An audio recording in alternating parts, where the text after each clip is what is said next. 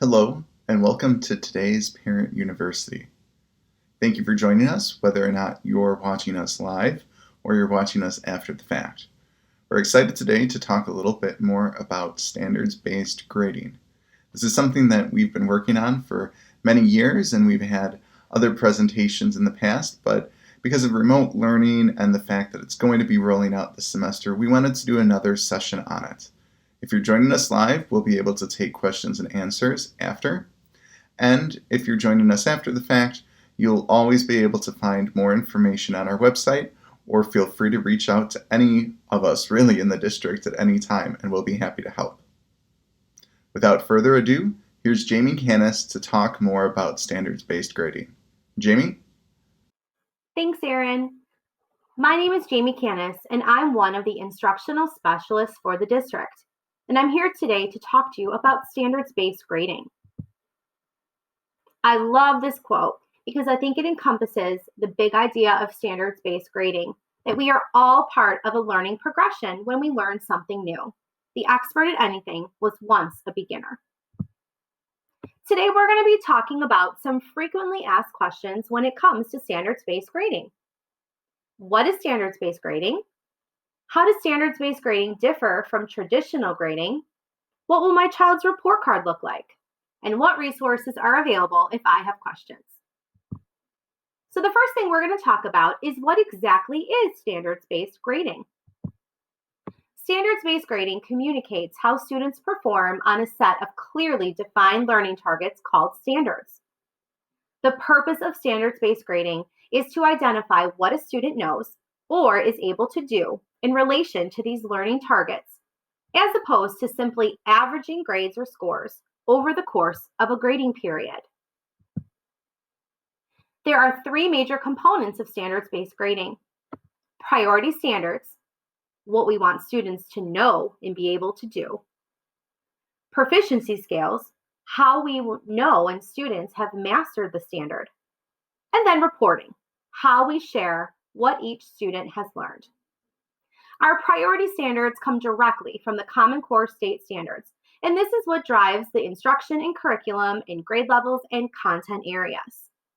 Today, we're going to be looking at some specific examples to help you understand proficiency scales and how they're used in the classroom and for grading.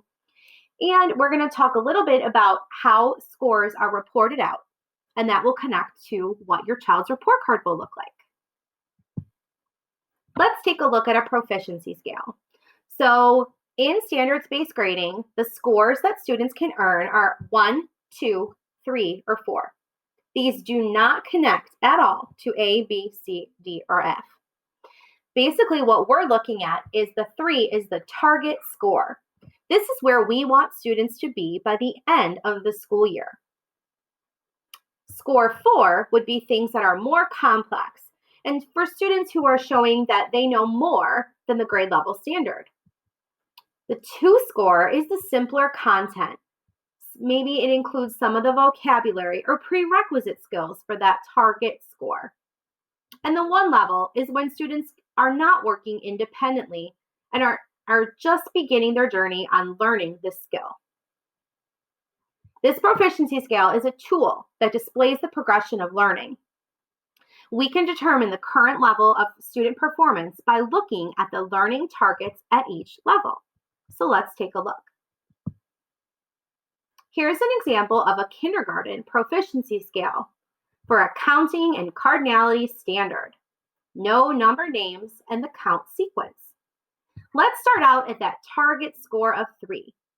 I always like to look at the target first. Again, this is where students should be at the end of the school year. This learner will count to 100 by ones and tens, count forward beginning from a given number, write numbers 0 to 20, represent a number of objects with a written numeral 0 to 20. So if students are able to do those things, then that would earn them a score 3. Let's take a look at the 2-level score. Again, this is the prerequisite skills or even sometimes the vocabulary that will help students get to this level 3. So before they can do the level 3 skill, they would be able to do the level 2, partially count. to 100 by ones and tens. Count forward from a given number using a number line. Write numbers 0 through 20 with some reversals. So based on what students demonstrate through an assessment or an activity, teachers could compare it to this proficiency scale and give students a score of 1, 2, 3, or 4. Here's that same learning target we've been talking about. Students are given multiple opportunities to demonstrate mastery of the standard. So here are all activities or quiz questions that would go along with this standard. If students were able to do these correctly, that would show us that they are a 3 and they have met their target for that standard. Now let's talk about standards-based grading versus traditional grading and how they're different. Traditional grading is the A, B, C, D, F grading method that probably all of us grew up with. This combines the scores of all assignments and assessments over a grading period. Students' grades are affected by what they used to not know. So if you think back to maybe your experiences in school, a low test score at the beginning of the grading period continued to affect your grade until the end, even if by the end of the grading period you knew how to do that skill. That old score would still affect your grade, probably in a negative way. Traditional grading also just gives us a general idea of student learning, and you'll see how the standards-based will break it down to be more specific. Traditional grading often includes student behavior such as participation and homework completion. So we look at standards-based grading. This is when we pull assignment and assessment data for each priority standard throughout the entire school year. Standards-based grading uses the most recent performance to generate a score. So something you did early on in your learning will not affect your final score. Standards-based grading helps us identify specific areas of strength and opportunities for growth. Standards-based grading also excludes student behaviors and reports on these factors separately. Let's take a look at the difference between two scores for traditional grading and standards-based grading. You can see here in the traditional-based grading, our students started out with some pretty low scores, 1.0, 1.0, we have 2.0, and then we get to 3.0. So they actually finally did master that skill. Because standards-based grading uses the most recent indicators of student performance, this student's overall score would be a 3. Now let's take a look at the traditional grading. Very similar. We have very low scores at the beginning, and it moves on up to show that the student mastered it by the end. When I add all these up and then average them out, we only end up with the 68%. Even though the last few scores show us that the student mastered the content, the scores from the beginning are bringing the score down. This is why standards-based grading is more of a true reflection of where students are in their learning. Now, here's an example of standards-based grading and what it would look like for one standard. So you can see we have 4 students here, and we had 6 opportunities for students to show how they did and how they performed on a standard based on that proficiency scale. So you can see they all started out with 1s and 2s, and then you can see how they got closer and closer to the target as the grading period moved on. The last 3 opportunities to demonstrate mastery for a standard are used to create an overall score for that standard. So we look at the last 3 scores that a student had, and that would determine their overall standard score. You can see something very similar in PowerSchool. You'll see a grade, you'll see a standard, and then you'll see your student's score for that standard. The overall score for that standard, so the one we just saw, is then averaged together to create a reported score. So you can see these are the standards we're going to report on for this report card. This is the overall score for each standard.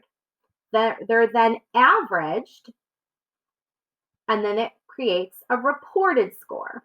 This is the score you will see on the student report card. And we'll take a closer look at what those student report cards look like in just a moment. So what will my child's report card look like? Here is one of our traditional report cards. We have reading and math, and we have general grades. Standards-based report cards look a lot different. So you can see that language arts is actually broken up into the different major skills: reading comprehension, speaking and listening, writing, foundational skills, and language. They are no longer rolled into one. When you receive your child's report card, it will be much more clear to you where your student has strengths and where they have areas for growth. You can see that there is also a work habits section. So things like behavior and homework completion, these are reported on separately. We have be responsible, be respectful, and be ready. Students are also given scores for specials. So we have PE, technology, art, and music. They also have standards that they report on, as well as the work habits. The report card also comes with a companion document. That means you'll be able to see what standards are being reported on for each trimester. So if I look here, trimester 1, I can see what standards will help generate that report card grade. The report card companion document also comes with a list of our priority standards, the description in the Common Core state standard language, and then we also put some user-friendly wording. So you can see what your student has to do to reach that level 3 target. Other resources. Where can I go for more information? Our district webpage has a standards-based grading page under the Curriculum and Instruction tab, where you'll find a whole variety of resources about our journey to standards-based grading. Also, if you still have questions, you can reach out to your building administrators. They are a wonderful resource. Let me just show you how to get to this page from our district website. To find the curriculum and instruction page, you want to go to Departments, choose Curriculum and Instruction, scroll down until you see Standards-Based Grading. You can see sample report cards, a description of our process of switching over to standards-based grading, as well as presentations, videos, podcasts, and more information about the proficiency scale numbers, how scores are calculated, and all sorts of information about standards-based grading.